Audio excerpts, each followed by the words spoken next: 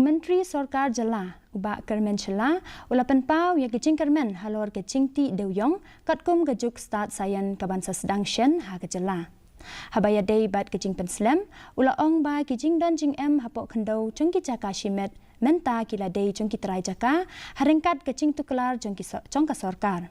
Haba keli halor kecing perking yaki SOP kabakam no syaki terai par bahe uba Jylla ula ai jing mud baka sorkar kala ban kerpat ya ka sorkar pedeng ban ra cingkala haki kendon lada don kam.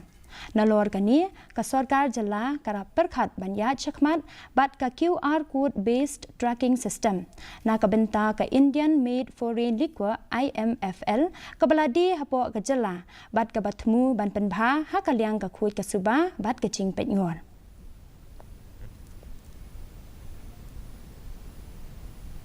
If we cannot follow these rules, then we'll ask the state, the government, to modify it.